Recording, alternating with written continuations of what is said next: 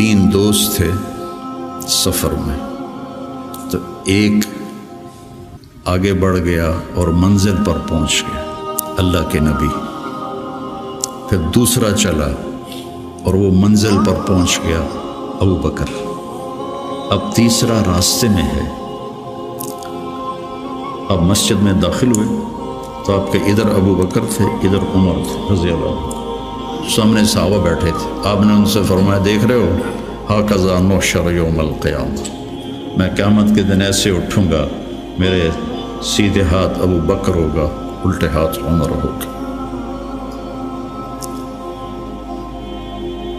ملہم مراد، سارے مرید ایک شخص مراد، کتنے بڑے آدمی۔ تو صحابہ نے مشورہ کیا کہ فتوحات ہو گئی ہیں، کیسر اور کسریٰ کے خزانے مدینے میں آ گئے ہیں، اور عمر کا وہی حال ہے، وہی مجاہدہ ہے، وہی مشقت ہے، تو اب اسے نرم روٹی کھانی چاہیے۔ حضرت عمر کی روٹی کوئی کھا نہیں سکتا تھا، اٹک جاتی تھی گلے میں، اتنی سخت ہوتی تھی۔ تو انہیں لباس بھی، بڑے بڑے وفود آتے ہیں تو انہیں لباس بھی اچھا پہننا چاہیے، اور کوئی اب خادم رکھ لیں، اتنے غلام ہیں، کوئی خادم اپنی خدمت کے لیے رکھ لیں۔ یہ کون مشورہ کر رہے ہیں؟ زبیر بن عوام، طلحہ بن عبید اللہ، سعد بن ابی وقاص، عبد الرحمن بن عوف، علی بن ابی طالب، ابو عبیدہ بن جراح، 6 اصحاب عشرات المبشرہ میں سے 6 آدمی یہ مشورہ کر رہے ہیں۔ حضرت علی نے کہا مانے گا نہیں، جو تم مرضی کر لو۔ حضرت علی نے کہا نہیں مانے گا، کہ نہیں ہم انشاءاللہ منوائیں گے، ہم خود نہیں جاتے، ہم حضرت عائشہ کو بھیجتے اور حضرت حفصہ کو بھیجتے، دونوں امہات المومنین ہیں اور ایک بیٹی ہے، تو ان کی ضرور مانیں گے۔ تو یہ دونوں تشریف لائیں اور متکلم بنی حضرت عائشہ، کامل المومنین آج آپ سے ایک بات کرنی ہے۔ کہنے لگے کہو۔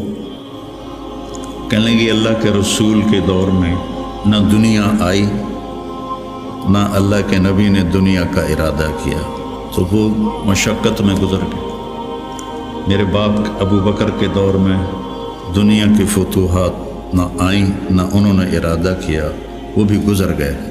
اب اللہ نے آپ کے لیے دنیا مسخر کر دی ہے، اور لہر بہر ہے، اور آپ کا وہی حال ہے، آپ کچھ نرمی کریں۔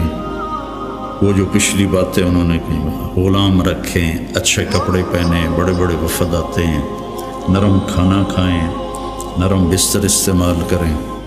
اور عمر کا رنگ بدلنا شروع ہو گیا۔ تو حضرت حفصہ دیکھ رہی تھے بھی ابا گیا چھت نال، تو جب حضرت عائشہ خاموش ہوئی تو کہنے لگے یہ بتاؤ تمہیں یہ کس نے بھیجا ہے؟ تو کہنے لگی پہلے کوئی ہاں نہ کرو تو پھر ہم بتائیں گے۔ کہنے لگے اگر مجھے پتہ چل جائے نا کہ تمہیں کس نے بھیجا تو میں مار مار مار کے ان کے چہرے لہو لہان کر دوں۔ پھر فرمانے لگے حفصہ تو گھر والی ہے نا، یہ بتا کبھی اللہ کے نبی نے 2 ٹائم کھانا کھایا؟ زندگی میں کبھی 2 وقت کھانا کھایا؟ وہ کہنے لگی نہیں۔ فرمانے لگے صبح کھاتے تھے تو شام نہیں کھاتے تھے، شام کو کھاتے تھے تو صبح نہیں کھاتے تھے۔ جی اللہم نعم۔ ایک دفعہ تو نے ایک چھوٹے سے میز پر کھانا رکھ کے دیا تھا، تمہیں یاد ہے؟ تو اللہ کے نبی نے اٹھا کے زمین پہ رکھ لیا تھا اور کہا تھا آکل کما یاکل العبد، کہ جی اللہم نعم۔ تمہیں یاد ہے اللہ کے نبی کا ایک ہی جوڑا ہوتا تھا اور اسے وہ خود دھوتے تھے، اور بعض اوقات وہ خشک نہیں ہوتا تھا اور بلال آ جاتے یا رسول اللہ الصلاۃ، تو آپ کہتے ابھی میرے کپڑے خشک نہیں ہوئے، یہاں تک کہ نماز تاخیر ہو جاتی تھی اور آپ وہ خشک ہو کر اس کو پہن کے جا کے نماز پڑھاتے تھے۔ اور یہ بھی تمہیں یاد ہو، کہنے لگی اللہم نعم، کہ یہ بھی تمہیں یاد ہوگا کہ ایک دن وہ جوڑا بھی نہیں تھا تو آپ نے پڑوسن سے چادر مانگی تھی جس کو لپیٹ کر جا کے نماز پڑھائی تھی، یاد ہے؟ کہنے لگی اللہم نعم۔ کہ نبی کا بستر کیسا تھا تیرے گھر میں؟ کہا ایک ٹاٹ تھا، اس کو میں دوہرا کر کے بچھا دیتی تھی رات کو۔ تو حضرت عمر کہنے لگے ایک رات تو نے اس کی 4 تہیں لگا دی، تو صبح اللہ کے نبی نے کہا حفصہ میرا بستر تبدیل کر دیا ہے؟ کہ نہیں یا رسول اللہ وہی ہے، بس 2 کی 4 تہ لگا دی۔ کہا اس کو دوبارہ ویسے ہی کر دے، مجھے رات کو اٹھنے میں مشکل پیش آئی اس کی نرمی کی وجہ سے، یاد ہے؟ کہنے لگی اللہم نعم۔ تو فرمایا اللہ کے نبی نے کبھی 2 سالن کٹھے کھائے؟ اللہ کے نبی نے کبھی 2 سالن کٹھے کھائے؟ کہنے لگی نہیں، کوئی نہیں کھائے۔ تو حضرت عمر رونے لگے، فرمایا کہ جنہوں نے تمہیں بھیجا ہے نا انہیں جا کر کہو کہ 3 دوست تھے سفر میں، تو ایک آگے بڑھ گیا اور منزل پر پہنچ گیا اللہ کے نبی، پھر دوسرا چلا اور وہ منزل پر پہنچ گیا ابو بکر، اب تیسرا راستے میں ہے، ان کے راستے پر رہے گا تو پہنچے گا ورنہ بھٹک جائے گا۔ والذی نفسی بیدہ، رب کی قسم جس کے قبضے میں میری جان ہے، میں اپنے آپ کو اسی حال پہ رکھوں گا حتی تلحق روحی باللہ، یہاں تک کہ میں اپنے رب کے ساتھ جا کے مل جاؤں۔ جن کو اپنی ذات کی طرف نبی کی محنت متوجہ کرتی، تحریکیں اوروں کی طرف متوجہ کرتی، اور انبیاء کی محنت یا قوم اعبدوا اللہ ما لکم من الہ غیر، یا قوم انی لکم نذیر مبین ان اعبدوا اللہ واتقوہ واطیعون انی لکم نذیر مبین انی لکم ناصح امین۔ اور جب خنجر لگ گیا اور پتہ چل گیا کہ بچنا ممکن نہیں ہے، تو اپنے بیٹے کو بلایا عبداللہ بن عمر، فرمانے لگے جاؤ عائشہ کے پاس اور ان سے کہو کہ عمر اپنے ساتھیوں کے ساتھ دفن کی اجازت چاہتا ہے، اور امیر المومنین نہ کہنا، عمر کہنا، چونکہ اب میں امیر المومنین نہیں ہوں۔ اگر وہ اجازت دیں تو مجھے وہاں دفن کر دینا، ورنہ مجھے عام قبرستان میں لے جا۔ عبداللہ بن عمر رضی اللہ تعالیٰ عنہ تشریف لے گئے، تو عائشہ رضی اللہ عنہ بیٹھی رو رہی تھی، تو انہوں نے عرض کی اماں جان میرا باپ عمر بن خطاب اپنے ساتھیوں کا قرب چاہتا ہے۔ تو حضرت عائشہ رضی اللہ عنہ نے روتے ہوئے کہا یہ جگہ تو میں نے اپنے لیے رکھی تھی، لیکن اگر عمر طلبگار ہے تو مرحبا بعمر۔ واپس آئے، کہا ابا جان ابشر قد اذنت، اجازت ہو گئی۔ کہ بیٹا ممکن ہے میرے شرم میں کہا ہو، جب میں مر جاؤں پھر دوبارہ میرا جنازہ لے جانا اور باہر رکھ دینا، اور پھر ایک دفعہ دوبارہ پوچھنا، اگر اس وقت اجازت ملے پھر مجھے اندر لے جانا۔ اصل میں حضرت علی آئے تو بڑے گھبرائے ہوئے تھے، تو حضرت علی نے پوچھا اتخاف من الموت؟ کہ نہیں، الذی بعد الموت، الذی بعد الموت۔ جس ہستی نے 22 لاکھ مربع میل میں اسلام پھیلایا، تو کہنے لگے ڈرو نہیں، میں نے کئی دفعہ سنا کہ اللہ کے نبی نے کہا خرج تو انا و ابو بکر و عمر، دخل تو انا و ابو بکر و عمر، جی تو انا و ابو بکر و عمر و سیدہ کہول اہل الجنہ ابو بکر و عمر۔ کہ میں نے کئی دفعہ سنا، حضرت حسن بھی ساتھ، تو کہنے لگے قیامت کے دن گواہی دو گے میری؟ کہ میں بھی دوں گا، حسن بھی دے گا، میں بھی دوں گا، حسن بھی دے گا۔ تو حضرت علی چلے گئے، تو موت کی آہٹ محسوس کی، تو عبداللہ بن عمر نے گود میں سر رکھا ہوا تھا، کہنے لگے عبداللہ میرا سر زمین پہ ڈال دے۔ انہوں نے پنڈلی پہ رکھ لیا، وائے حق،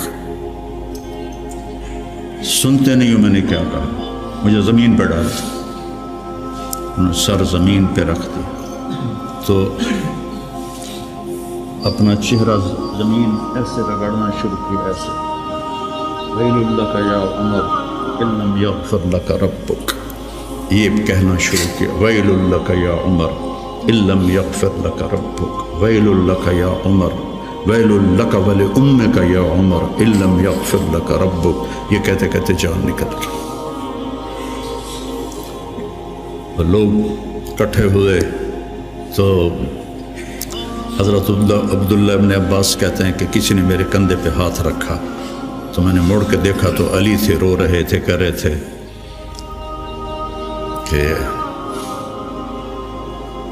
نہیں، بات کی بات، حضرت صہیب رومی نے جنازہ پڑھایا، وصیت کی تھی میرا جنازہ صہیب پڑھائے، ان 6 کو تو ڈال دیا تھا نا شورا میں، تو صہیب نے جنازہ پڑھایا، جنازہ اٹھایا گیا اور آ کر حضرت عائشہ کے دروازے پر رکھا گیا، اور عبداللہ بن عمر آگے بڑھے کہ اماں جان میرا باپ حاضر ہے، اندر آنے کی اجازت چاہتے۔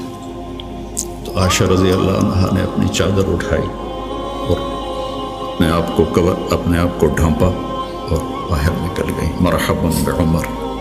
تو جب آپ کی تدفین ہو رہی تھی تو عبداللہ بن عباس نے کہا کہ میرے کندھے پر کسی نے ہاتھ مارا، تو میں نے دیکھا تو علی رضی اللہ عنہ رو رہے تھے، کہہ رہے تھے عمر مجھے پتا تھا تیرے سوا یہاں اور کوئی نہیں آ سکتا، تیرے سوا یہاں اور کوئی نہیں آ سکتا، مجھے پتا تھا تو یہیں آئے گا۔ علم کا یہ منتہا ہے، اس کو اگر ہم اپنے آپ ذات کو بیچ میں سے نکال دیں گے تو ہم گرنا شروع ہو جائیں گے۔ تجھے کیوں فکر ہے اے گل دلے صد چاک بلبل کی، تو اپنے پیرہن کے چاک تو پہلے رفو کر لے۔ عائشہ رضی اللہ عنہ موت کی سکرات میں تھی، تو عبداللہ ابن عباس رضی اللہ عنہ نے آنے کی اجازت چاہی، تو جنگ جمل کے بعد سے بول چال بند تھی، کہ عبداللہ ابن عباس حضرت علی کی طرف سے لڑے تھے باقاعدہ، تو آپ کے پاس عبداللہ بن زبیر اور مسور بن مخرمہ رضی اللہ عنہ بیٹھے ہوئے تھے، تو حضرت عائشہ رضی اللہ عنہ خاموش ہو گئی، اتنا اثر تھا اس بات کا۔ تو ان کا حبر الامہ ہے اور ابن عم الرسول ہیں، اجازت دے دے۔ تو حضرت عائشہ روئے جا رہی تھی اور ان کی بڑی چادر آنسوں سے بھیگ چکی تھی، ساری چادر۔ جب وہ آئے تو کہنے لگے اماں جان آپ کیوں رو رہی ہیں؟ آپ کے اور نبی کی ملاقات میں صرف اتنی دیر ہے کہ یہ جان نکلے اور آپ اللہ کے رسول کے پاس پہنچ جائیں۔ کہنے لگے عبداللہ مجھے دھوکہ نہ دے، کاش میری ماں نے مجھے جنا ہی نہ ہوتا، مجھے بہلاوا نہ دے، مجھے دھوکہ نہ دے۔ اور اللہ کے نبی نے کہا تھا یا عائشہ انہو لیہون علی الموت ان اریتک زوجتی فی الجنہ، عائشہ مجھے مرنا آسان ہو گیا ہے کہ مجھے پتہ چلا ہے تو جنت میں میری بیوی ہے۔ اور وہ رو رہی تھی۔ تو میرے عزیزو، اپنی ذات کو نہ بھولو. اپنی ذات کو سامنے رکھو گے تو آپ ترقی کرو گے. اپنی ذات کو بھلا دو گے اور عیب پکڑتے پکڑتے، کمیاں پکڑتے پکڑتے آپ کو اپنا آپ بھول جائے.